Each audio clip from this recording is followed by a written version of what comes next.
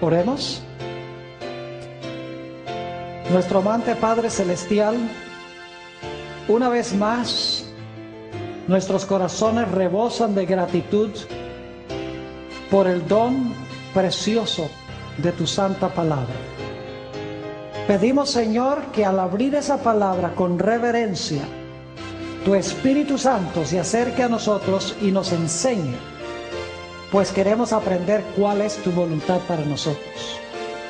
Nos encomendamos pues en tus manos, agradeciéndote por tu compañía, porque te lo pedimos en el nombre de Jesús. Amén. Quiero saludar a cada uno de los que están reunidos aquí hoy para este tema, al igual que a todas las personas que están viendo este programa vía satélite por televisión. Estamos muy contentos que han sintonizado el programa que vamos a estudiar el día de hoy. Nuestro tema de hoy se titula Dos errores monumentales y mortíferos. Vamos a hablar de dos errores que han cautivado casi a todo el mundo. Hay muy pocos que no han aceptado estos errores. Es más, estos dos errores son gemelos. Es decir, si la gente cree uno de los errores, automáticamente va a creer también el otro. Están interconectados, en otras palabras. No puede una persona creer uno de los errores sin creer al mismo tiempo el otro error, porque los dos están estrechamente relacionados uno con el otro. Ahora vamos a llevar en nuestro tema de hoy un orden muy lógico.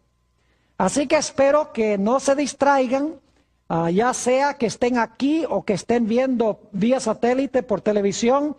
Manténganse bien concentrados para que puedan seguir el orden lógico que vamos a estudiar en nuestro tema de hoy. El primer punto que quiero recalcar y subrayar es que si no hay ley, no puede haber pecado. Porque hoy en día muchas personas están diciendo que la ley fue clavada en la cruz, que los cristianos no tienen que guardar la ley, que no estamos bajo la ley sino bajo la gracia, y que por lo tanto la ley no tiene mucha importancia para el cristiano. Lo importante es el Espíritu Santo y la gracia. Pero quiero mostrarles al comenzar nuestro tema que si no hay ley, no puede haber pecado. Vamos a leer algunos versículos en el Nuevo Testamento y luego vamos a ir a Génesis. Estamos empezando ahora fuera de Génesis, pero más adelante vamos a ir al primer libro de la Biblia. Note lo que dice Romanos, el capítulo 3 y el versículo 20. Nuestro primer punto es que si no hay ley, no puede haber pecado. Romanos 3 y el versículo 20. Dice, ya que por las obras de la ley, ningún ser humano será justificado delante de él. Porque por medio de la ley es ¿qué cosa? El conocimiento del pecado. Es decir, conocemos el pecado ¿por la qué? Por la ley. Ahora vamos a notar también Romanos el capítulo 4 y el versículo 15. Romanos el capítulo 4 y el versículo 15. La misma idea, que si no tenemos ley, no puede haber conciencia de pecado.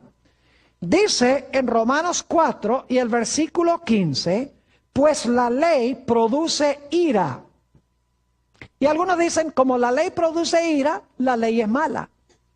Porque solo una cosa mala puede producir ira. Pero necesitamos entender que la ley es santa, justa y buena, según dice el apóstol San Pablo en Romanos 7 y el versículo 12. Nosotros somos los malos. La ley produce ira porque nosotros somos pecadores. Porque la ley es buena y nosotros somos malos. Sigue diciendo, pues la ley produce ira. Ahora escuchen bien. Pero donde no hay ley, tampoco hay, ¿qué cosa? Tampoco hay transgresión. Es decir, si no hay ley, usted no puede desobedecer una ley que no existe. Usted no puede transgredir la ley si no hay ley. Notemos un texto más, uno o dos más, Romanos 7 y el versículo 7. Romanos el capítulo 7 y el versículo 7. Aquí el apóstol Pablo nos dice esto. ¿Qué diremos pues? ¿La ley es pecado? ¿Qué me dirían ustedes? ¿La ley es pecado? No, en ninguna manera.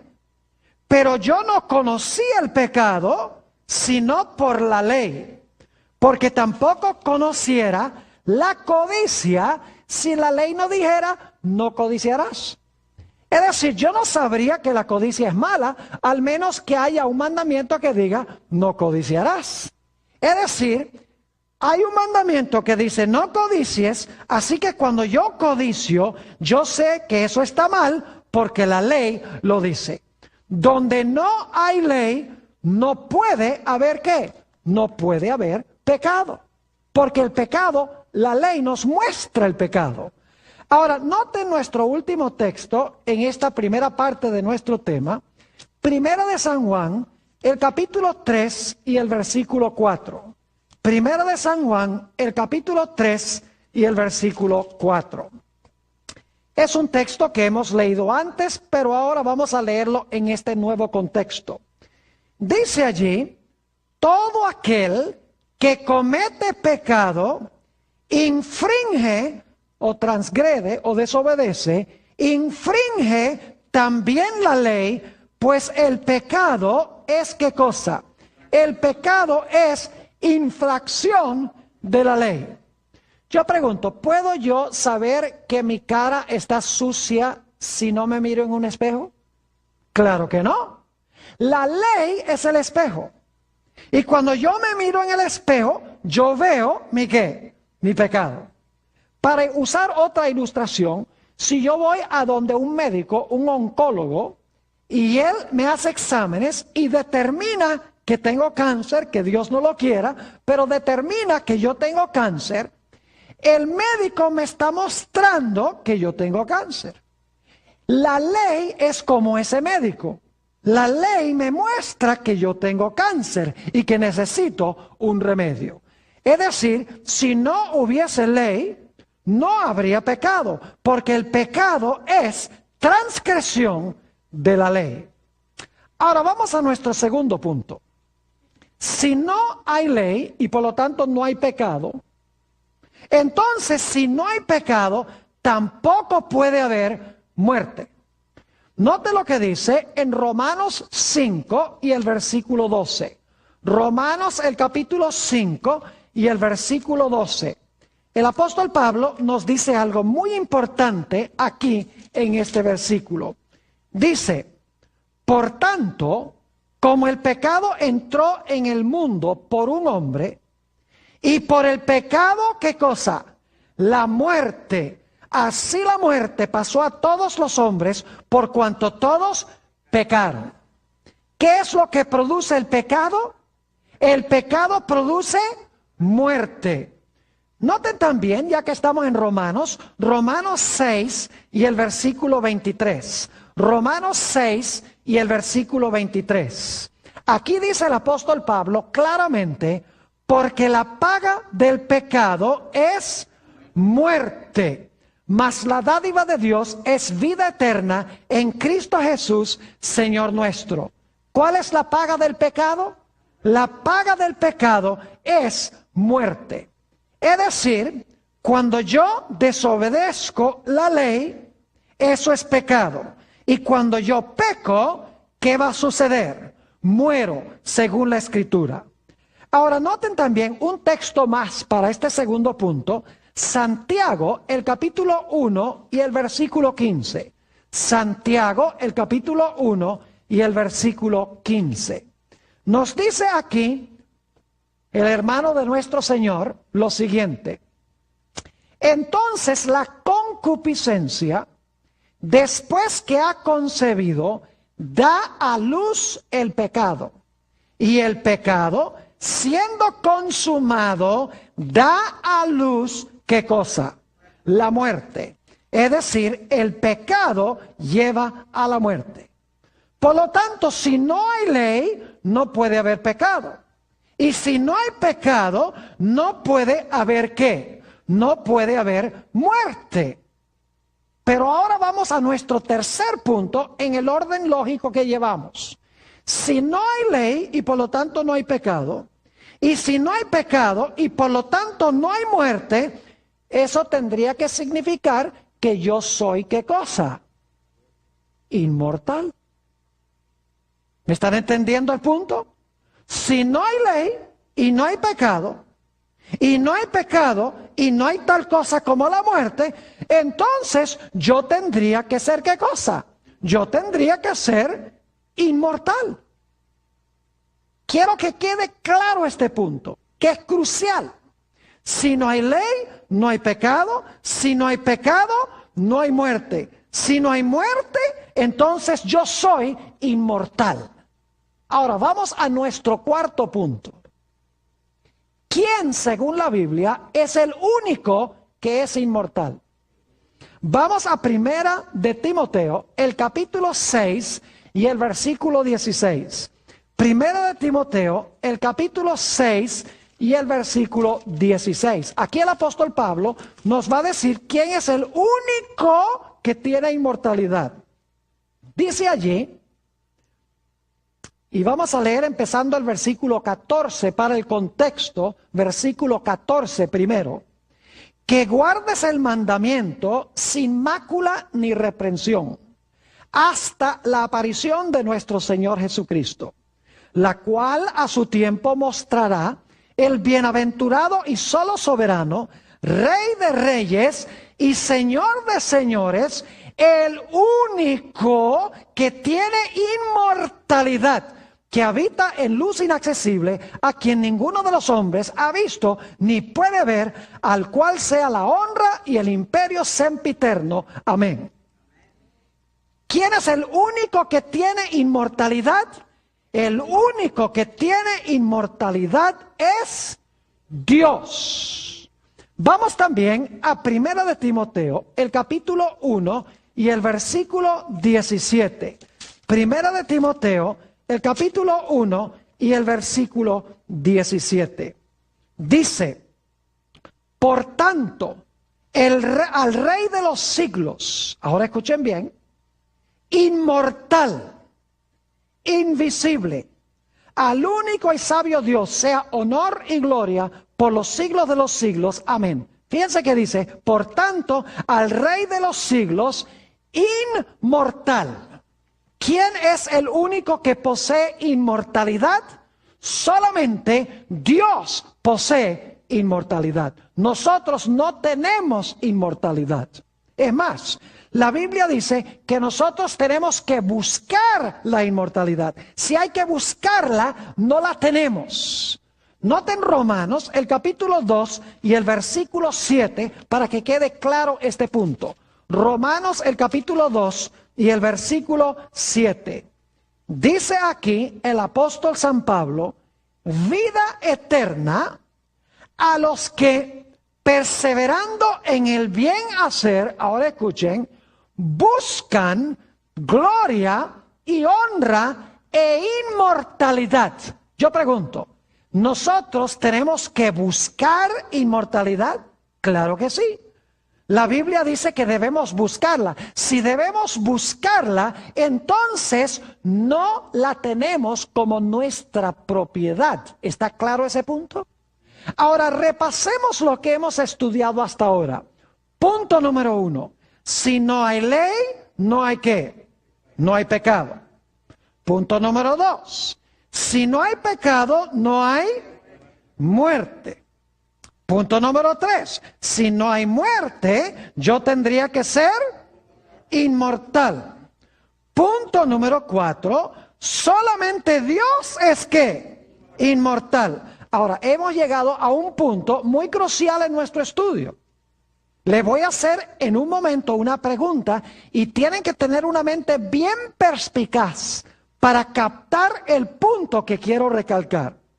Si no hay ley, no hay pecado. Si no hay pecado, no hay muerte. Si no hay muerte, yo tengo que ser inmortal. Pero solo Dios es inmortal. Lo cual significa que entonces si Dios es el único que tiene inmortalidad y yo soy inmortal porque no hay ley y no hay pecado, yo tengo que ser ¿qué? Yo tengo que ser, lo captaron, yo tengo que ser Dios. ¿Me están entendiendo? Repito de nuevo, si no hay ley no hay pecado, si no hay pecado no hay muerte, si no hay muerte yo soy inmortal, pero como solo Dios es inmortal, yo tendría para ser inmortal que ser ¿qué? Tendría que ser Dios. Ahora, ¿cuáles son los dos grandes errores que cree casi todo el mundo? En primer lugar, la idea de que la ley ya no existe para el cristiano o no se aplica al cristiano. El segundo error es la idea de que el hombre por naturaleza es ¿qué? Inmortal. Es decir, que el hombre tiene inmortalidad propia, que cuando el hombre muere hay algo que tiene por dentro que sale del cuerpo y sigue viviendo porque es inmortal. Los dos errores son un ataque contra la ley de Dios, diciendo que el cristiano no necesita la ley, y el otro error es la idea de que el hombre es por naturaleza, ¿qué cosa? Inmortal. Casi todo el mundo cristiano cree en alguna forma o en otra estos dos errores. Ahora yo pregunto, ¿a dónde se originaron estas dos ideas de que no existe la ley para el cristiano porque estamos bajo la gracia, que la ley fue clavada en la cruz, y la idea de que el hombre es inmortal? ¿A dónde se originó esa idea? Pues yo quiero decirles que se originó en el libro de Génesis. Vamos a Génesis, el capítulo 3, y vamos a empezar leyendo en el versículo 1, y me voy a enfocar especialmente en los versículos 4 y 5. Génesis 3, 1. Pero la serpiente era astuta más que todos los animales del campo que Jehová Dios había hecho, la cual dijo a la mujer: ¿con que Dios os ha dicho no comáis de todo árbol del huerto? Y la mujer respondió a la serpiente: del fruto de los árboles del huerto podemos comer, pero del fruto del árbol que está en medio del huerto, dijo Dios, no comeréis de él, ni le tocaréis para que no muráis. Es decir, Dios dijo que no comiéramos de ese árbol, porque si comemos de ese árbol, vamos a ¿qué? A morir. Si iban a morir, significa que el hombre no tenía, ¿qué cosa? Inmortalidad inherente y propia, porque inmortalidad significa que no se puede ¿qué? Que no se puede morir, pero el hombre podía morir, según dice en Génesis 3 y el versículo 4. Espero que los que están viendo por televisión estén escuchando con cuidado lo que estamos hablando, porque es muy importante, al igual que los que están aquí. Noten el versículo 4. Entonces la serpiente dijo a la mujer: no moriréis. Le está diciendo, tú no eres ¿qué? Tú no eres mortal. Tú puedes desobedecer el mandato de Dios y seguir ¿qué? Seguir viviendo para siempre, porque tú eres ¿qué cosa? Inmortal. Ese es el primer error. Ahora noten el segundo en el versículo 5. Sino que sabe Dios que el día que comáis de él, es decir, no vas a morir, no eres mortal, no eres mortal, sino inmortal, sino que sabe Dios que el día que comáis de él, serán abiertos vuestros ojos, y ahora escuchen bien, y seréis como Dios, sabiendo el bien y el mal. Yo pregunto, ¿quién es el único en este universo que puede definir qué es bueno y qué es malo? Dios. ¿Dónde se origina la definición del bien y del mal? ¿Se origina con quién? Con Dios. ¿Y a dónde se encuentra la revelación especialmente de lo que es bueno y lo que es malo? ¿A dónde se encuentra? Díganme ustedes. En la ley de Dios, los 10 mandamientos. Yo pregunto, ¿adulterio es malo? Sí. ¿Robar es malo? Sí. ¿Matar es malo? Sí. ¿Adorar a otros dioses es malo? ¿Idolatría está mal? ¿Codiciar está mal? Claro que sí. Es decir, la definición de lo bueno y lo malo está en la ley de Dios. ¿Y quién dio esa ley? Bueno, si es la ley de Dios, ¿la dio quién? Dios. Dios define lo que es bueno y lo que es ¿qué? Y lo que es malo, en su santa ley. Pero ¿qué es lo que le está diciendo Satanás a Eva? Le está diciendo, mira, tú no tienes que depender de Dios para que Él te diga qué es bueno y qué es malo. Porque si tú eres inmortal, porque tú no vas a morir, si tú eres inmortal, entonces tú eres ¿qué? Tú eres Dios. Y si tú eres Dios, tú no necesitas que Dios te diga qué es bueno y qué es malo, sino tú misma, siendo Dios, vas a saber qué es bueno y qué es malo. Tú serás tu propia fuente de ética. Tú serás tu propia fuente de saber lo que es bueno y lo que es malo. Y no tienes que depender de que Dios te diga que esta ley es buena y que eso es malo. Si tú eres Dios y tú eres inmortal, tú vas a saber lo que es bueno y malo sin que Dios te lo defina en su santa ley. Es decir, tenemos aquí en Génesis los primeros dos errores de la historia que se han proliferado en el mundo hoy.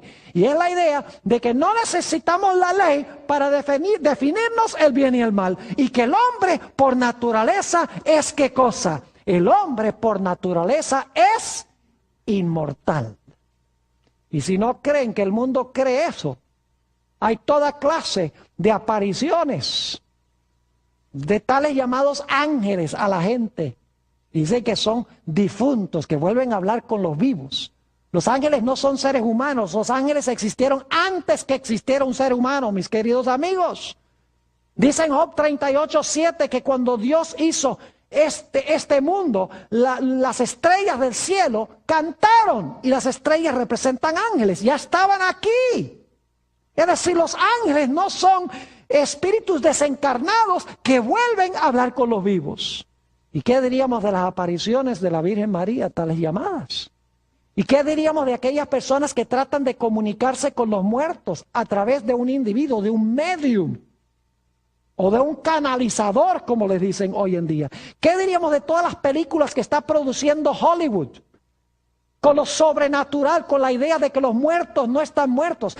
¿Qué diríamos en los púlpitos de las iglesias cristianas, a donde se está diciendo que cuando tú te mueres, te vas directo al cielo? Si fuiste bueno o si fuiste malo, se va tu alma al infierno. Mi pregunta es, si cuando yo me muero, me voy al cielo, entonces ¿a qué viene a buscarme Jesús cuando venga? Si ya me fui. ¿Me están entendiendo lo que estoy diciendo? El mundo cristiano ha asimilado estos dos errores. Un ataque contra la ley y un ataque contra Dios como nuestra única fuente de vida. Ahora volvamos otra vez a Génesis, el capítulo 2, 16 y 17. Génesis 2 y el versículo 16 y 17. Hemos leído esto muchas veces, pero hay que leerlo cada vez más, porque es básico para todo lo que enseña la Escritura. Dice en el versículo 15, tomó pues Jehová Dios al hombre y le puso en el huerto de Edén para que lo labrara y lo guardase. Versículo 16, y mandó Jehová Dios al hombre diciendo, de todo árbol del huerto comerás, mas del árbol de la ciencia del bien y del mal no comerás, porque el día que de él comieres, ciertamente ¿qué? Ciertamente morirás. Yo pregunto, ¿quién fue el que definió lo que es bueno y lo que es malo en el huerto del Edén? Fue Dios. Y según hemos estudiado, en ese solo mandato se encontraban todos los ¿qué? Todos los 10 mandamientos. Ya hemos estudiado eso, no voy a volver otra vez a ese punto. Todos los 10 mandamientos estaban ahí. Dios le dice a Adán y Eva, mire, yo les doy esta ley a ustedes. Ustedes obedecen la ley, van a vivir. Pero si ustedes desobedecen mi ley, eso va a ser ¿qué cosa? Eso se llama pecado. Si ustedes transgreden mi ley, desobedecen mi ley, eso es lo que se llama ¿qué? Pecado. Note lo que dice Romanos 5 y el versículo 12. Yo pregunto, ¿Adán pecó cuando quebrantó la ley de Dios? Claro que sí. Dice en Romanos, el capítulo 5 y el versículo 12, Romanos 5 y el versículo 12, por tanto, como el pecado entró en el mundo por un hombre, Y por el pecado, la muerte, así la muerte pasó a todos los hombres, por cuanto todos pecaron. Yo pregunto, ¿Adán pecó? Dice aquí, por tanto, como el pecado entró en el mundo por un hombre. Yo pregunto algo, ¿qué es el pecado según hemos estudiado? El pecado es transgresión de la ley. ¿Cómo puede haber Adán desobedecido la ley si no había ley? ¿Me están entendiendo lo que estoy diciendo? La ley existía. En ese mandamiento se encontraba toda la ley de Dios. Y Dios le dice a Adán, mira, si tú quebrantas mi ley, eso va a ser pecado. Y si tú pecas, ¿qué va a venir? Oh, si tú pecas, va a venir como consecuencia, ¿qué cosa? La muerte. Dios le dijo a Adán después que pecó, polvo eres y al polvo serás ¿qué? Polvo eres y al polvo serás tornado. ¿Están viendo los puntos? La ley. Si quebrantas mi ley, ¿eso es qué? Pecado. Si cometes pecado, va a venir ¿qué cosa? Muerte. Estamos llevando el mismo orden que, el mismo orden lógico con que empezamos este tema. Ahora, ¿qué sucedió cuando Adán y Eva comieron del árbol de la ciencia del bien y del mal? Dios los lanzó fuera del huerto. Note lo que dice Génesis, el capítulo 3 y el versículo 23. Génesis 3 y el versículo 23. Dios los lanza fuera. Dice allí en el versículo 23, y sacó Jehová del huerto del Edén para que labrase la tierra de que fue tomado. ¿Qué pasó cuando Adán transgredió la ley de Dios y se hizo reo de muerte porque pecó? ¿Qué fue lo que hizo Dios? Lo sacó del huerto por haber desobedecido, ¿qué cosa? La santa ley de Dios. Ahora yo pregunto, ¿por qué lo sacó del huerto?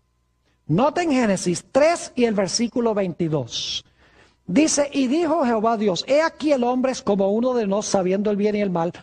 Ahora, alguno dirá, ve, ellos ahora sabían el bien y el mal, como Dios. Lo que pasa es que Satanás estaba exagerando en qué sentido iban a ser Dios. En un sentido, Adán y Eva ahora eran como Dios, en el sentido de que Dios ya conocía el mal, porque Satanás había pecado en el cielo. Dios no quería que Adán y Eva conocieran el mal.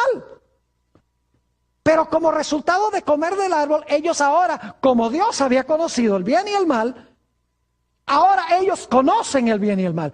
Pero no era el sentido en que Satanás dice que ustedes ahora van a poder distinguir el bien y el mal sin la ayuda de Dios. Dice, y dijo Jehová Dios, he aquí el hombre es como uno de nosotros, sabiendo el bien y el mal. Y ahora escuchen esto. Ahora pues, que no alargue su mano y tome también del árbol de la vida y coma y viva para siempre. Y lo sacó Jehová del huerto del Edén para que labrase la tierra de que fue tomado. ¿Por qué sacó Dios a Adán y Eva del huerto del Edén? ¿Para que no qué? Para que no comieran del árbol de la vida y qué? Y viviesen para siempre. Fíjense lo que hemos visto.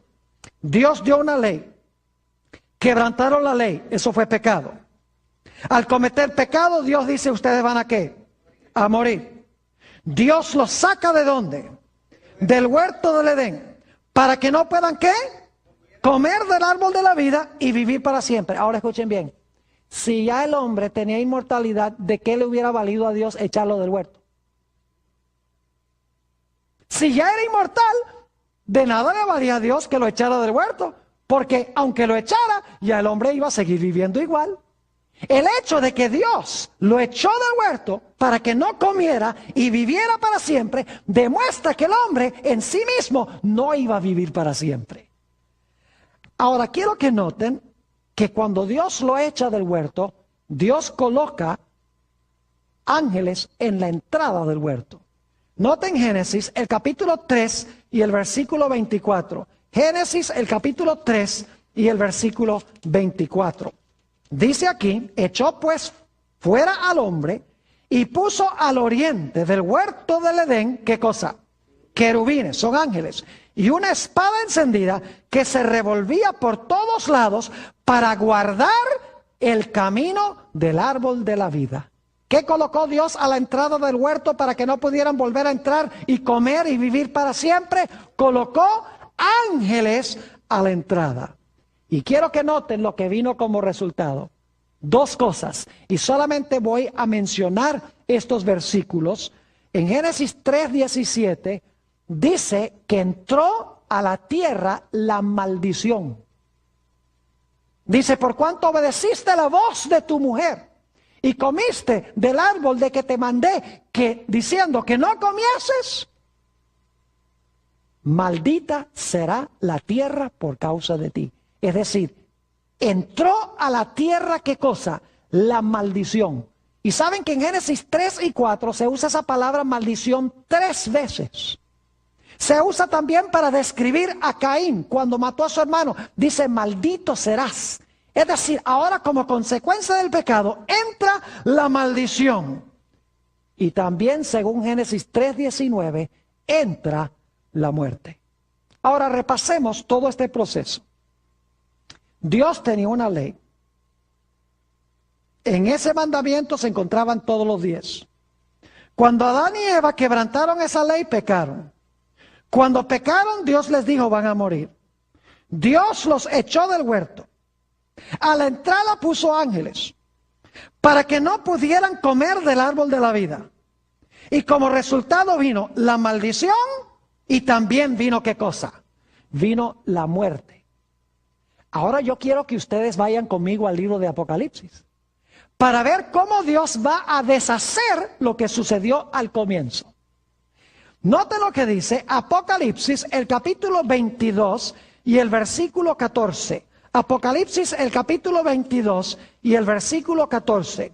Y este versículo reza de una forma distinta dependiendo de la versión que ustedes estén leyendo. Yo estoy leyendo particularmente de la versión de 1960. Si leen la de 1977, la de 1909, Reina Valera, van a encontrar que la traducción es distinta. Yo creo que la traducción del 60 no es la más correcta y van a ver por qué razón. Dice en el versículo 14, bienaventurados los que lavan sus ropas. ¿Alguien tiene una Biblia que dice diferente que eso? Varios tienen una Biblia que dice bienaventurados los que ¿qué? Los que guardan sus mandamientos. Ahora escuchen bien, los que guardan sus mandamientos, para tener derecho, ¿qué cosa? Al árbol de la vida, y para entrar por las puertas en la ¿qué? En la ciudad. ¿Saben por qué yo creo que la traducción correcta es bienaventurados los que guardan los mandamientos? Porque esto deshace lo que pasó en Génesis. En Génesis, Adán y Eva, ¿qué hicieron? Quebrantaron los mandamientos. Como resultado, ¿qué pasó? Pecaron. Cuando pecaron, ¿qué hizo Dios? Los echó ¿de dónde? Del huerto. Para que no pudieran, ¿qué? Comer del árbol de la vida. Aquí en Apocalipsis es lo opuesto. Dice que Dios va a tener un pueblo que guarda, ¿qué cosa? Los mandamientos. Y por lo tanto, Dios los va a dejar, en vez de sacarlos, va a dejar que ¿qué? Que entren por las puertas para comer ¿de dónde? Para comer del árbol de la vida. ¿Y saben ustedes quién va a estar en las puertas para ver quién va a entrar y quién no va a entrar? Noten Apocalipsis 21 y el versículo 12. Apocalipsis 21 y el versículo 12 habla de las puertas de la ciudad. 21 y el versículo 12. Dice allí, hablando de la santa ciudad, tenía un muro grande y alto, con 12 puertas. Y en las puertas, 12 ¿qué? 12 ángeles y nombres inscritos que son los de las 12 tribus de los hijos de Israel. ¿Quiénes están en las puertas?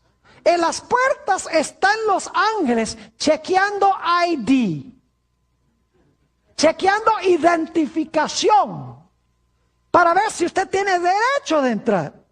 Fíjense que aquí dice que Dios va a tener un pueblo que guarda los mandamientos. Dios va a permitir que entren por las puertas. Los ángeles van a permitir que entren. Y luego cuando entren, van a comer ¿de qué cosa? Van a comer del árbol de la vida.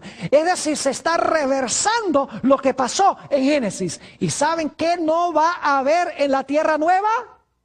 Note lo que dice Apocalipsis, el capítulo 22 y el versículo 3. Apocalipsis 22 y el versículo 3. Dice allí, y no habrá más que, más maldición. Y el trono de Dios y del Cordero estará en ella, y sus siervos les servirán. ¿Qué más no va a haber en la santa ciudad y en la tierra nueva? No va a haber ¿qué cosa? Maldición. Y noten qué más no va a haber. Apocalipsis 21 y el versículo 4. Apocalipsis 21, 4. Dice, enjugará Dios toda lágrima de los ojos de ellos. Y ya no habrá, ¿qué cosa? Muerte, ni habrá más llanto, ni clamor, ni dolor, porque las primeras cosas pasaron. ¿Qué va a desaparecer? La maldición y ¿qué cosa? Y la muerte. ¿Están viendo ustedes que en Apocalipsis sucede lo contrario que en Génesis? En Génesis el hombre desobedece la ley. Eso es pecado. El pecado, Dios dice, te va a llevar a la muerte. Lo echan del huerto. Pone ángeles en las puertas para que no coma del árbol y como resultado viene la maldición y la muerte. En Apocalipsis Dios tiene un pueblo que guarda los mandamientos. Es decir, vence el pecado. Llegan a las puertas, los ángeles los dejan entrar por las puertas para comer del árbol de la vida y vivirán en un mundo donde no hay más maldición ni tampoco hay muerte. Por esa razón yo creo que la mejor traducción es bienaventurados los que guardan sus mandamientos, porque Adán y Eva quebrantaron la ley de Dios. Dios tendrá al final de la historia un pueblo que guarda su santa ley. Note lo que dice Apocalipsis 22 y el versículo 15. 22 y el versículo 15. Aquí hay otra razón por la cual la mejor traducción es bienaventurados los que guardan sus mandamientos. El contexto lo indica en el versículo 15. Dice allí, después de decir que Dios va a entrar, que dejar entrar los que guarden sus mandamientos, dice en el versículo 15, mas los perros estarán fuera. Ahora se hace un contraste con los que están afuera. Y los hechiceros, los fornicarios, los homicidas, los idólatras y todo aquel que ama y hace mentira. Yo pregunto, ¿son estas violaciones de los 10 mandamientos? Claro que sí. ¿Qué mandamiento viola los fornicarios? No cometerás adulterio, ¿verdad? Porque es un pecado sexual. Los homicidas, ¿cuál mandamiento? No matarás. Los idólatras, ¿cuál mandamiento? No te harás imagen, ni tendrás dioses ajenos delante de mí. El que ama y hace mentira, ¿qué? ¿No hablarás qué? Falso testimonio. Es decir, los que están afuera son caracterizados por el hecho de que hacen ¿qué? Quebrantan los mandamientos de Dios. Mientras que los que están adentro, ¿qué hacen? Guardan los mandamientos de Dios. Se hace el contraste entre el versículo 14 y 15. Noten también Apocalipsis 21 y el versículo 8. Apocalipsis 21 y el versículo 8 habla otra vez de los que están afuera. Y fíjense lo que dice el versículo 7 primero para que capten el contexto. Versículo 7 primero. Dice, el que venciere heredará todas las cosas y yo seré su Dios y él será mi hijo. ¿Qué hay que hacer? Hay que ¿qué? Vencer. Y los de afuera, ¿qué característica tienen? Versículo 8.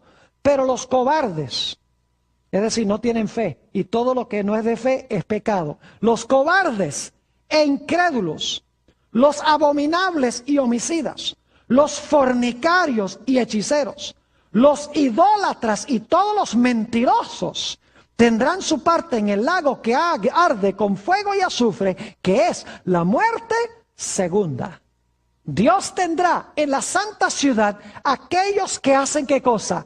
Que guardan los mandamientos de Dios, mientras que afuera están los que pisotean los mandamientos de Dios. Ahora yo me pregunto, lo que yo me pregunto es, ¿cómo es posible que se hable de la gente que guarda los mandamientos de Dios si los mandamientos fueron clavados en la cruz? ¿Me están entendiendo lo que estoy diciendo? Es ridículo pensar que la gracia ahora hace innecesaria la ley y crucifica la ley. Eso no me resuelve ningún problema. Es como, por ejemplo, si hay un policía que me pone una multa por comerme un semáforo, Yo digo, desháganse de ese policía, desháganse de la ley. ¿Qué clase de mundo sería este? Si nos deshacemos de la ley para salvar al criminal.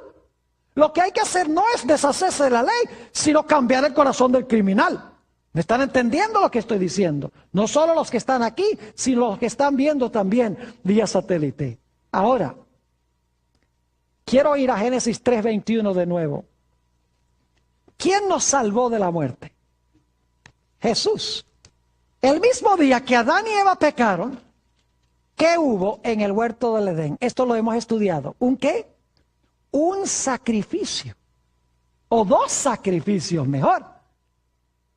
Y de los sacrificios Dios tomó túnicas ¿de qué? De pieles y vistió a Adán y Eva. ¿Qué estaba avisando Dios? Estaba Dios diciendo que corderos iban a morir, ¿qué cosa? En lugar de morir ¿quién? En lugar de morir el hombre, el Cordero de Dios que quita el pecado del mundo iba a morir en lugar de ellos.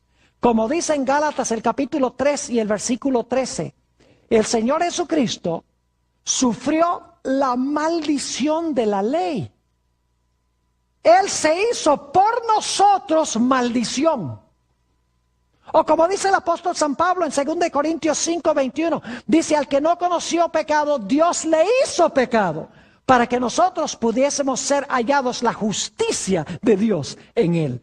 Es decir, Jesús murió la muerte que yo debo morir para que yo pueda, ¿qué? Vivir. Pero ahora hay un punto muy importante y escuchen bien lo que voy a decir. Si el hombre es inmortal, ¿para qué tuvo que morir Jesús para darme lo que ya tengo? ¿Me están entendiendo lo que estoy diciendo? Si yo soy inmortal, yo no necesito que Jesús haya muerto para darme la vida porque ya la tengo. Lo que hace la doctrina de la inmortalidad del alma es restarle la necesidad de la muerte de Jesús.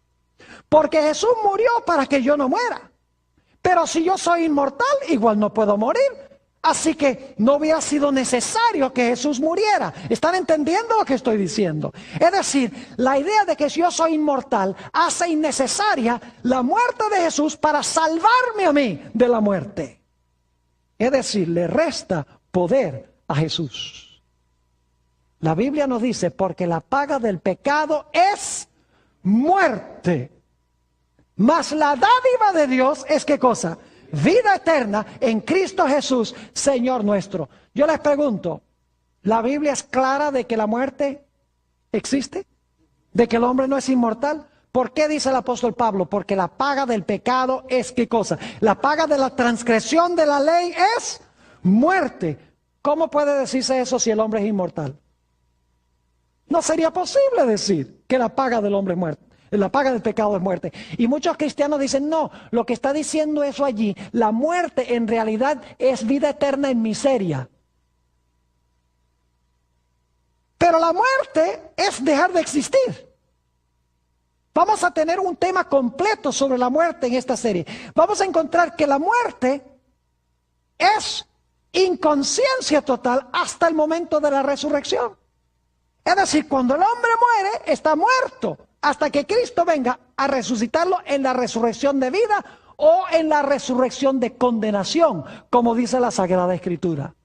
Es decir, en el tiempo interino, el hombre no tiene vida en sí mismo. Si la vida eterna es un don de Dios, yo no lo tengo. Tengo que recibirlo de manos de ¿quién? Tengo que recibirlo de manos de Jesús. Note lo que dice Primera de San Juan, el capítulo 5 y los versículos 11 y 12. Primera de San Juan, el capítulo 5 y los versículos 11 y 12. Muy interesante, esta declaración es categórica. Dice allí, y este es el testimonio, que Dios nos ha dado vida eterna, y esta vida está ¿dónde? Esta vida está en su Hijo. ¿A dónde está la vida eterna? ¿En nosotros? No, la vida eterna está en su Hijo. Y ahora escuchen esto. El que tiene al Hijo, tiene la vida. El que no tiene al Hijo de Dios, no tiene la vida. ¿Puede ser más clara la Biblia que esto? Que el que tiene a Jesús tiene la vida porque Jesús es la vida. El que no tiene a Jesús no tiene la vida porque Jesús es la vida. Es decir, yo no tengo inmortalidad y vida en mí mismo. ¿Saben ustedes que estos dos errores se van a proliferar, según la Biblia, muchísimo en el mundo al final de la historia? Tanto el espiritismo, y no estoy hablando de ese espiritismo craso a donde uno va a un salón oscuro y entonces tiene una bola de cristal o se agarran todas las manos para llamar a alguien de entre los muertos. Hoy en día el espiritismo es mucho más refinado, es mucho más sofisticado el espiritismo hoy. Lo único que tienen que hacer es mirar en la televisión a Walter y las estrellas.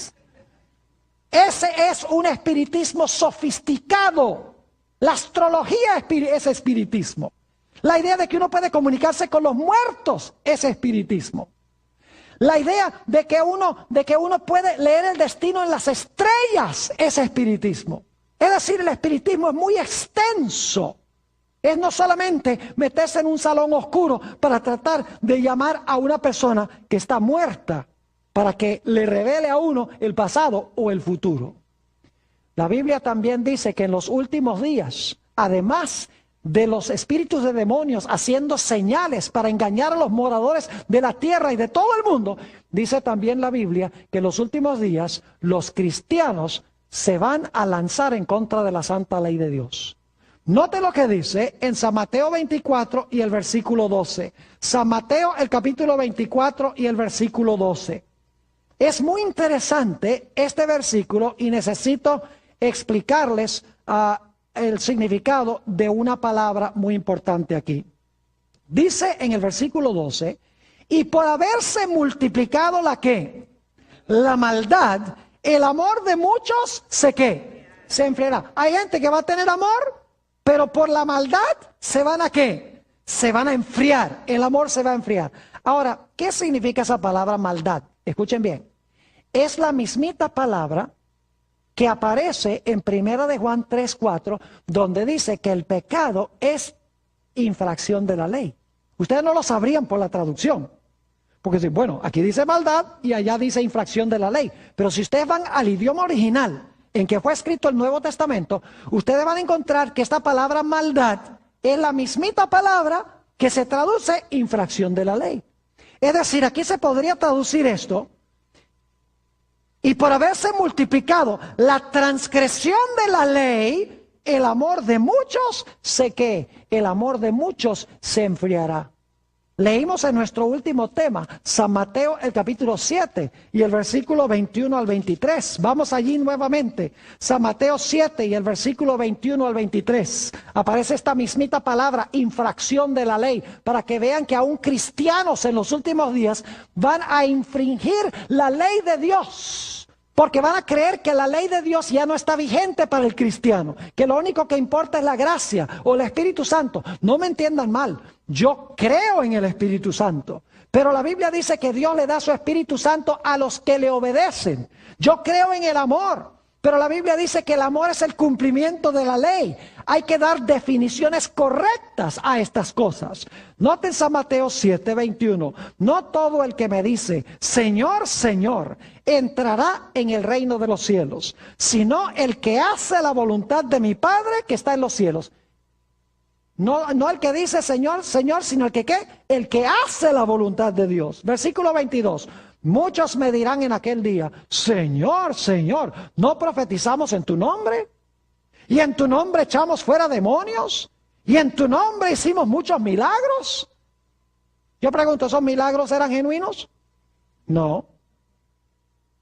¿Ese echar fuera demonios era genuino? No. ¿Esas profecías eran genuinas? No. Porque fíjense lo que dice Jesús, versículo 23.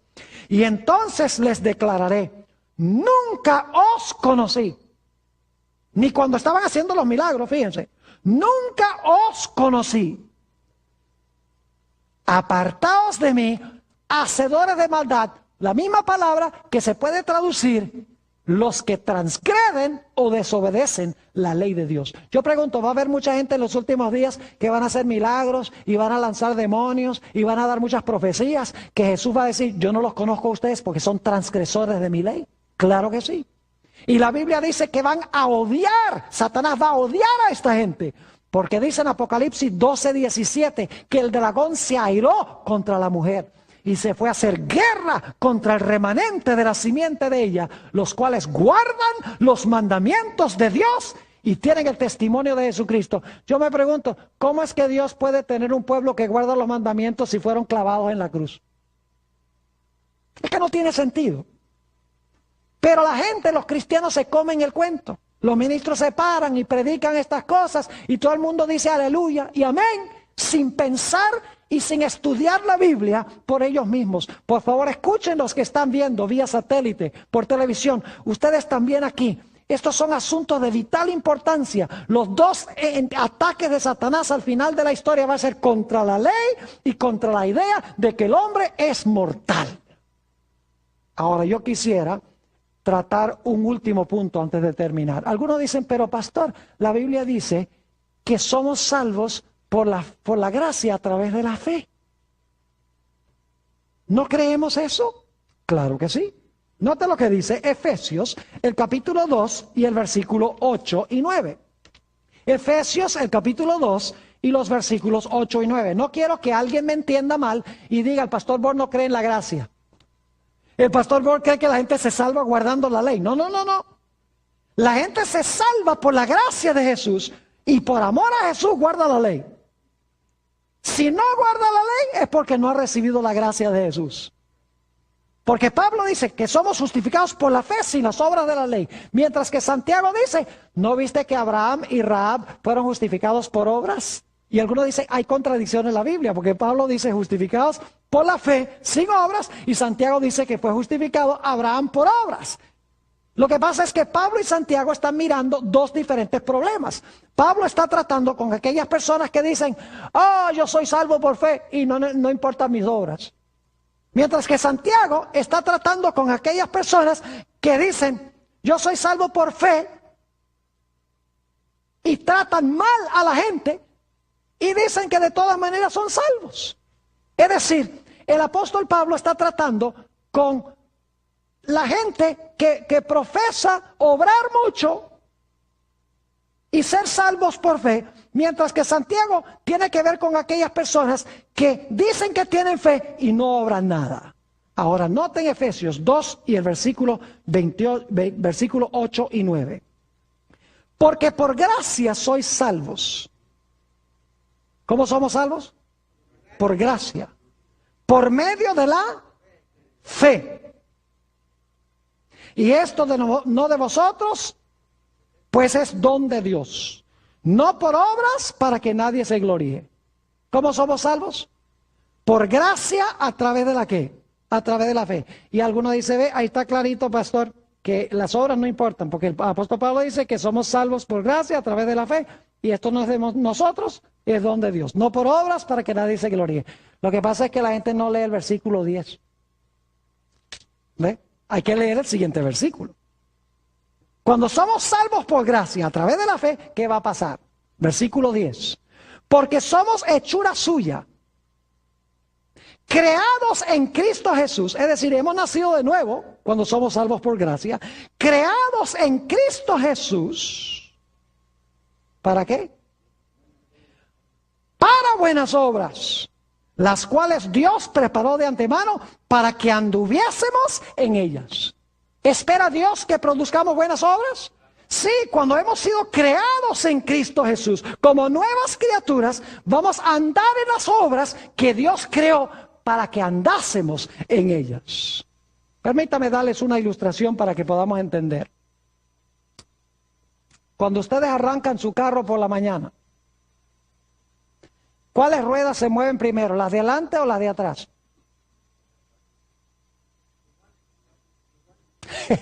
Siempre hay alguien que dice depende. Depende si son tracción delantera o tracción trasera. Pero yo digo que no. Porque si es tracción trasera, el momento que se mueven las ruedas de atrás, las ruedas de delante simultáneamente se mueven también. Así es la fe. La fe es el poder propulsor. Y cuando hay fe, las obras siguen. Si no hay obras, es porque no hay ¿qué? No hay fe y no hemos sido salvos por la gracia. Por eso la Biblia dice que somos salvos por gracia a través de la fe, pero seremos juzgados por nuestras obras. Por eso el apóstol Pablo dice que somos salvos por la gracia a través de la fe, mientras que Santiago dice, pero aquellos que tienen fe, obran. Por eso el apóstol Pablo dice que somos justificados por la fe, sin las obras de la ley. Y Santiago nos dice que los hacedores de la ley serán justificados. No hay contradicción. El hecho es que la fe genuina producirá, ¿qué cosa? Producirá obras. Así que mis queridos hermanos y amigos, dos errores monumentales y mortíferos al final de la historia. Primero, la idea de que el cristiano no tiene que guardar la ley porque está bajo la gracia, que la ley fue clavada en la cruz. Y la segunda idea, la idea de que el hombre por naturaleza es inmortal, tiene un alma inmortal, que ni siquiera Dios le puede quitar la vida. Dos errores que van a cautivar casi a todo el mundo. Que el Señor, por su gracia, nos libre de estos dos grandes errores.